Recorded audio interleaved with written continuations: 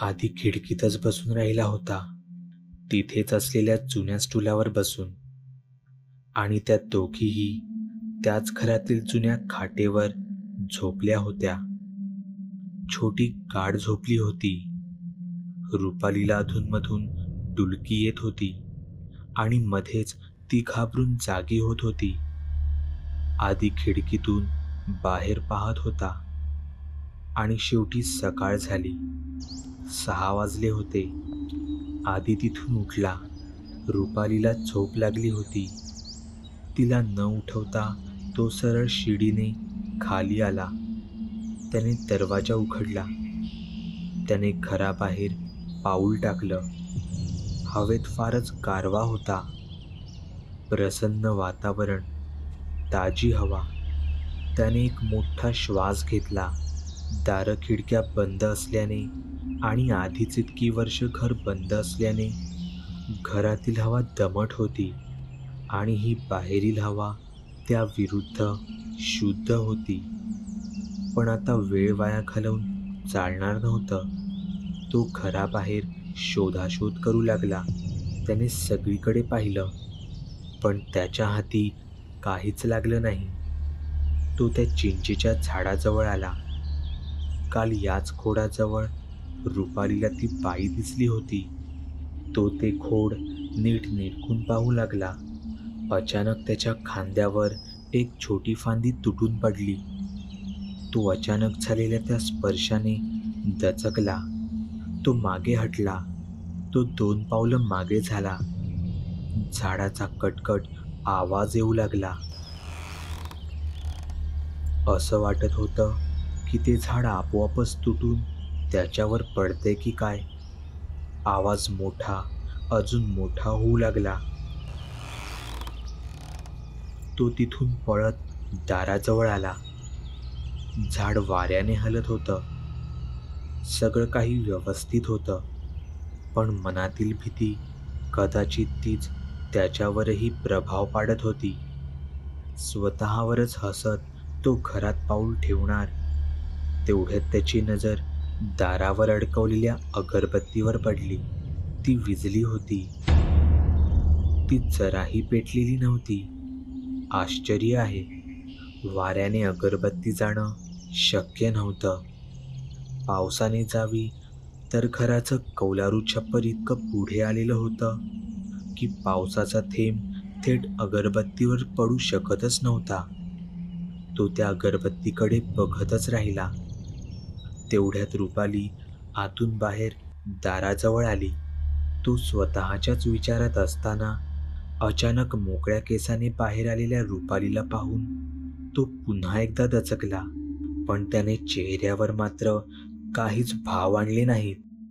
रुपालीची नजर त्या अगरबत्तीवर पडली. ती काही बोलणार इतक्यात, "हो, माहीत आहे. अगं, वाऱ्याने किंवा पावसाच्या सरीने विझली असेल, पण इतका पाऊस काल रात्री पडलाच नव्हता हे त्या दोघांनाही माहीत होतं. आपण आत्ताच्या आत्ता बाजारात जाऊ. मला काही गोष्टी हव्या आहेत," रुपालीने आधीला जरा दम भरतच सांगितलं. तोही तिच्याशी भांडण्याच्या मनस्थितीत नव्हता. आणि कोणत्या गोष्टीवरून भांडणार? तिथे काय चाललं होतं हे त्यालाही नीटसं माहीत नव्हतंच ना. अंघोळ आणि सकाळची सगळी कामं आटपून ते तिघेही घराबाहेर निघाले. ते घराबाहेर पडत असतानाच त्यांची नजर त्या समोरच्या घरावर पडली. तिथे राहणारी बाई घराबाहेरच उभी होती. तिने यांना पाहिलं आणि लगेचच घरात निघून गेली. ती यांना टाळत होती हे स्पष्ट होतं आणि ते या दोघांनाही कळून चुकलं होतं. काल रात्रीची ती बाई, ती हीच तर नाही ना? आधीने सहजच रुपालीला विचारलं, पण रुपालीने तिचं मत एकाच गोष्टीवर ठाम केलं होतं. कारण तिने तिला, त्या चेटकिणीला पाहिलं होतं. ते एकमेकांशी काहीही न बोलता जवळजवळ 1 तास चालत होते. छोटीही दमली होती. अजून 5-10 मिनिटच होणार. आदी म्हणाला. काही वेळातच ते बाजारात पोहोचले. रुपालीने खाण्यापिण्याच्या काही गोष्टी आधी घेतल्या. ते आज घरीच जेवण करणार होते. गॅस शेगडी नसली तरी घरात चूल होतीच.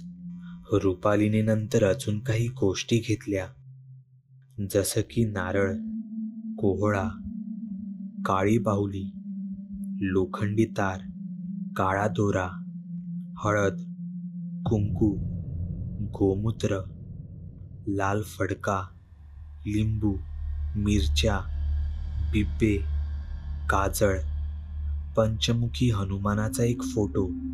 हे सगळं आधीला नवीनच होतं, पण रुपाली हे लहानपणापासून तिच्या आजीकडून पाहत आली होती. तिला अमानवी शक्तींवर विश्वासही होता आणि त्यांवर या गोष्टी तोडगा म्हणून नक्कीच काम करतात याची खात्रीही. आधी फक्त पाहतच राहिला. त्यांची खरेदी झाली होती. त्यांनी मोबाईलच्या बॅटऱ्यासुद्धा एका दुकानातून चार्ज करून घेतल्या. बाजूलाच एक रद्दी पेपरवाल्याचं दुकान होतं. आदीला तिथे काहीतरी दिसलं. त्याने दुकानदाराला पैसे दिले आणि तो सोबत एक लोखंडी पाईप त्यांच्या संरक्षणासाठी घेऊन आला. रुपालीला हसू अनावर झालं. तिला हसलेलं पाहून आदीलाही जरा बरं वाटलं. ते दोघेही आपापल्या परीने सर्व ती तयारी करत होते. आदीने रुपालीच्या गालावरून प्रेमाने हात फिरवला. त्यांनी लगेचच रिक्षा केली आणि ते परत घराच्या दिशेने निघाले. जाताना जी चिंता, जी भीती त्यांच्या चेहऱ्यावर दिसत होती ती आता कमी झाली होती. दुपार झाली. त्यांनी जेवण वगैरे उरकून घेतली होती. आता ती वेळ आली होती. रुपालीने सुरुवात केली. तिने एक कोहळा घेतला. त्यावर हळद, कुंकू आणि काजळ घेऊन 3 उभ्या रेषा काढल्या.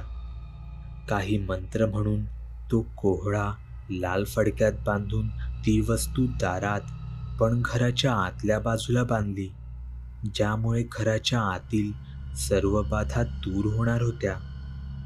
हळद आणि गोमूत्र यांचं मिश्रण करून तिने ते दारात उंबऱ्यावर लावलं, जेणेकरून कोणतीही वाईट शक्ती घरात येणार नाही. तिने एक लोखंडी तार घेतली. त्याला एक बिब्बा, मग एक लिंबू आणि मग परत एक बिब्बा, मग 7 मिरच्या आणि शेवटी पुन्हा एक बिब्बा लावून ती वस्तू घराबाहेर अडकवली. एक काळी बाहुली दोऱ्याने तिचे पाय बांधून ती उलटी घराबाहेर लटकवली. या सर्वांमुळे बाहेरील वाईट शक्ती घरात प्रवेश करण्याचा विचारही करणार नाही.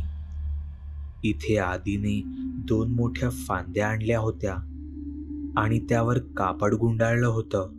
त्यावर रॉकेल टाकून त्याने त्या मशाली तयार केल्या होत्या. एक त्याने खाली हॉलमध्ये तर दुसरी वर झोपण्याच्या खोलीत अडकवून ठेवली. दोन्हींच्या शेजारी एक एक आगपेटीही ठेवली. लोखंडी पाईप दारात आतल्या बाजूला ठेवला होता. सगळी तयारी झाली होती. त्यांना फक्त रात्र होण्याची वाट बघायची होती. संध्याकाळ झाली. कालचीच वेळ होती. यावेळी आदी रुपाली सोबत होता. ते दोघेही घराबाहेर आले.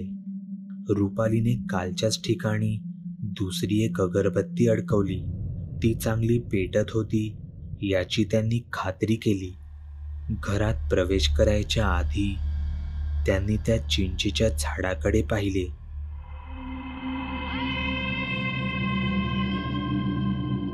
नीट निरखून त्या खोडाकडेही त्यांनी त्यांची नजर वळवली, पण सध्या तरी तिथे कोणीही नव्हतं. त्यांनी पुन्हा पुन्हा खात्री केली. ते घरात आत आले. सगळी दारं खिडक्या त्यांनी नीट लावली. रात्रीचं जेवण झालं.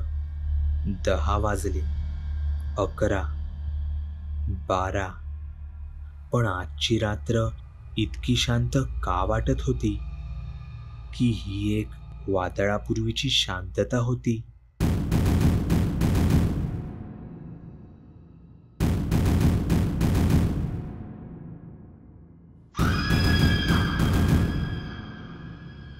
रुपालीला झोपायची मुळीच इच्छा नव्हती. तिला सारखं वाटत होतं, आज रात्री त्यांच्यासोबत काहीतरी घडणार आहे. भयानक, फार भयानक.